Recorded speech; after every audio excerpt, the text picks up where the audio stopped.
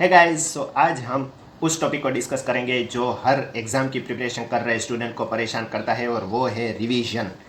तो आज देखेंगे फर्स्ट रिवीजन का इंपॉर्टेंस क्या है, दूसरा इफ़ेक्टिवली रिवीजन हम कैसे कर सकते हैं और तीसरा प्लानिंग कैसे करें, कब एग्ज़ाम के लिए रिवीजन स्टार्ट करें। तो इस वीडियो में हम ये तीनों चीज़ें डिस्कस करेंगे। तो पहला है कि इम्पोर्टेंस ऑफ रिवीजन। अब ये आप ग्राफ देख पा रहे हैं, ये एबिंगहाउस ग्राफ है। इसमें दिखाया है कि अगर आप फर्स्ट 10 मिनट के बाद अगर रिवाइज नहीं करते हैं फिर से किसी मटेरियल को, तो रैपिडली डिक्लाइन हो जाएगा एबिलिटी टू रिकॉल आपका। बहुत ज़्यादा अमाउंट आप लॉस कर देंगे जितना पढ़ा है। तो ये नीचे देख रहे हैं वो है कितना आपको नॉलेज रहेगा, कितना आप याद कर पाएंगे। लेकिन अगर आप फिर से रिवाइज करते हैं उसे दूसरी बार, तो आपका जो मटेरियल है वो ज़्यादा रहेगा अपनी मेमोरी में। अब फिर से अब तीसरी बार आप रिवाइज करते हैं तो और ज़्यादा मटेरियल आपकी मेमोरी में रहेगा। तो ये एक ग्राफ है जो हमें बताता है कि रिवीजन का इम्पोर्टेंस क्या है। आइडियली ये बताता है कि 10 मिनट, उसके बाद 1 डे, 1 वीक और लास्ट में 1 मंथ के बाद आपको चौथी बार रिवीजन करना पड़ेगा किसी भी चीज़ का, तो वो आपके लॉन्ग टर्म में रहेगा। तो ये इम्पोर्टेंस है रिवीजन का। तो अब देखते हैं कि किस तरह से मैक्सिमाइज इफेक्टिवली हम रिवीजन कर सकते हैं।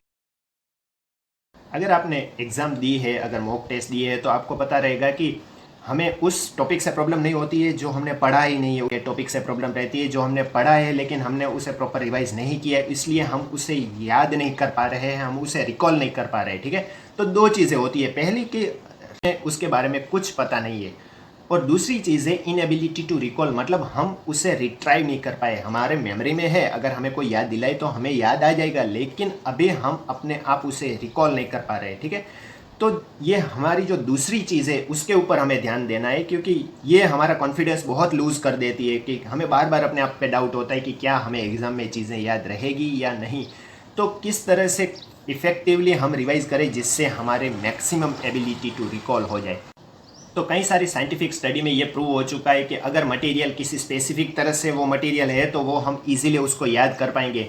तो डिफरेंट 13 वेज है जिसे इस तरह से अगर मटेरियल को हम अपने ब्रेन में रखें तो वो इजीली हम याद कर पाएंगे। तो पहला है मटेरियल ऑर्डर्ड होना चाहिए, वो प्रॉपर अरेंजमेंट में होना चाहिए, ऑर्डर में होना चाहिए। आपको पता है कि जब हम पैथोफिजियोलॉजी पढ़ते हैं तो वो स्टेप बाय स्टेप पढ़ते हैं और हर स्टेप में हमें पता रहता है कि कहाँ प्रॉब्लम होने से क्या होगा। तो ये ऑर्डर में हमने चीज़ रखी है। ठीक है, तो पहला है मटेरियल ऑर्डर में होना चाहिए। दूसरा है मटेरियल रिड्यूस्ड अमाउंट में होना चाहिए, मतलब हमें जो नेसेसरी इंफॉर्मेशन है उसी को हमें याद करना है, बहुत कंसाइज इंफॉर्मेशन कर देनी चाहिए तो वो हम इजीली याद कर पाएंगे। तीसरी चीज़ है विजुअल है, जब हमने कोई चीज़ पढ़ी है उसके कंपेयर में जो हमने चीज़ देखी है वो हम ज़्यादा अच्छे से याद कर पाएंगे। स्पेशली जब एनाटॉमी की अगर हम बात करें तो एनाटॉमी में जो चीज़ हमने देखी है वो बहुत अच्छे से हम याद कर सकते हैं। तो तीसरी है विजुअल। चौथा है हमें टाइमली मैनर में हमें उसे रिवाइज करना पड़ेगा। इमीडिएटली जब आप किसी चीज़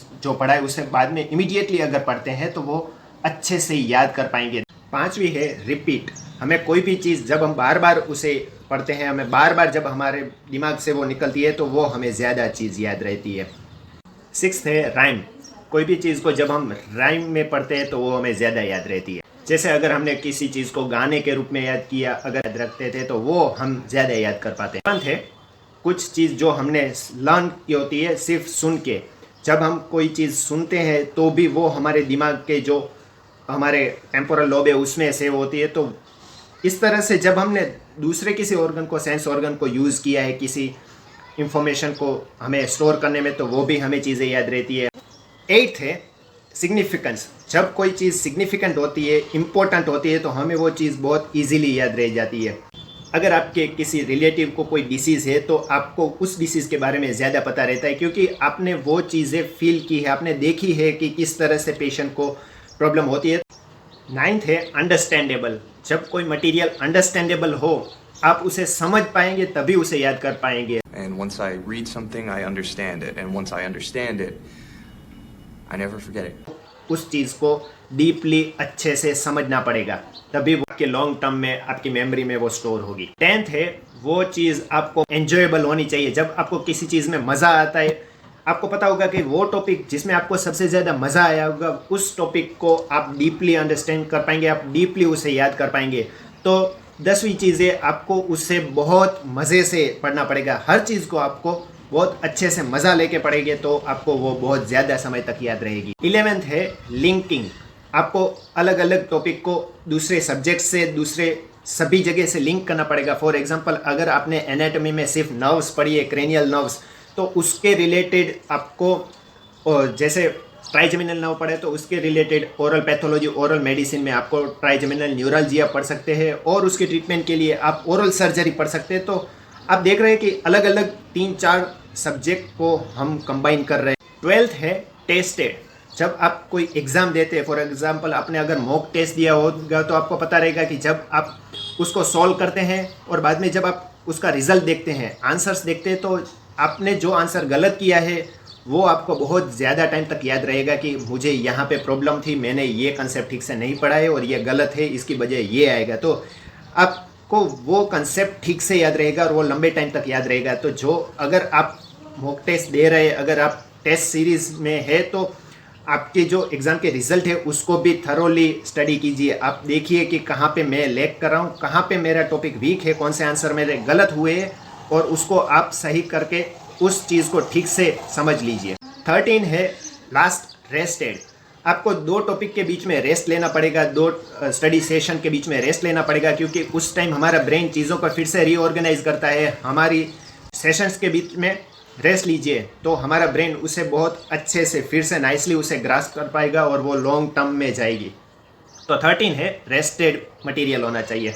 उसके अलावा आप नेमोनिक्स भी यूज़ कर सकते हैं, अपने ग्रुप्स में डिस्कशन कर सकते हैं अपने फ्रेंड्स के साथ। ये भी बहुत अच्छा हेल्पफुल आपको होगा रिवीजन में। जब आपने कहीं सभी ने अगर कोई टॉपिक पढ़ लिया है तो सिर्फ ऐसे फ्रेंडली ग्रुप डिस्कशन कर सकते हैं, वो भी आपको काम आ सकता है। तो ये सारी टिप्स, ये सारी स्ट्रेटेजीज थी इफेक्टिव लर्निंग की।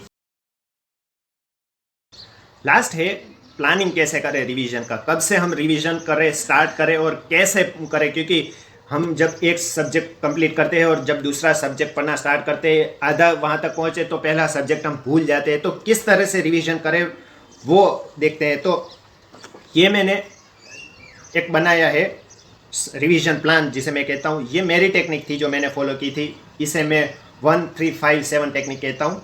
तो यहाँ मैंने कल पढ़ा था उसे ये साइड में पास्ट देखता हूँ, ठीक है। नेगेटिव लाइन कल परसों ये डिसाइड करता है जो यस्टरडे है उसके पहले का, और ये चीज़ ये फॉरवर्ड टाइम है, तो ये टुमारो है, ये डे आफ्टर टुमारो, इस तरह से, ठीक है। तो आज मैं सिर्फ कल का पढ़ूंगा, जो मैंने कल पढ़ा है उसको ही मैं आज रिवाइज करूंगा, और न्यू इन्फॉर्मेशन आज जो मैं पढ़ूंगा वो।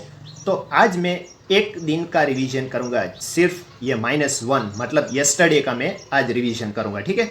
ओके, अब जब मैं +1 पे पहुंचा, मतलब मैं टुमारो अगले दिन कल जब आएगा तब मैं कल का तो पढ़ूंगा ही, उसके सिवा मैं रिवीजन करूंगा आज का, यस्टरडे का और डे बिफोर यस्टरडे। मतलब मैं 3 दिनों का रिवीजन करूंगा सिर्फ एक ही दिन में, ठीक है। ये आप देख पा रहे हैं। तो ये सारे 3 दिनों का रिवीजन मैं कल करूंगा। उसके बाद डे आफ्टर टुमारो जो मैंने +2 लिखा है, यहाँ पे मैं ये सभी 5 दिनों का रिवीजन करूँगा, ठीक है। मैं टुमारो का रिवीजन करूँगा, आज का रिवीजन करूँगा, यस्टरडे का, डे बिफोर यस्टरडे, और लास्ट में मैं एक नया डे भी ऐड करूँगा। तो इसी तरह से आप यहाँ पे आगे बढ़ते जाएंगे और यहाँ पे ऐड करते जाएंगे नए नए दिन। तो ये टेक्निक आप जहाँ पे भी हो प्रिपरेशन के किसी भी पॉइंट पे, वहाँ से आप स्टार्ट कर सकते हैं, और बाद में दोनों साइड आप जा सकते हैं। आप पॉजिटिव भी जा रहे हैं और साथ में आप नेगेटिव डेज जो है उनको भी ऐड कर रहे हैं। अब इतना सारा एक टाइम आएगा कि बहुत सारे दिन हो जाएंगे। तो यहाँ पे ऑलरेडी हमने कई बार ये पीरियड को हमने रिवीजन में ले लिया है। तो आपको इसमें कॉन्फिडेंस जब आ जाएगा तो आप इस डे का अब छोड़ सकते हैं, अब इसको ही सिर्फ रिवाइज करिए, इतने ही को। तो बीच बीच का जो अब पोर्शन है उसको आप छोड़ सकते हैं और नई इन्फॉर्मेशन ऐड कर सकते हैं, और बीच का जो टाइम है उसको गैप को आप बढ़ाते रहिए धीरे धीरे, ठीक है। तो दोनों साइड आप न्यू डेज ऐड करते रहिए और यहाँ से आप लीव करते रहिए जिसमें आपको कॉन्फिडेंस आ जाए जिस चीज़ को, ठीक है।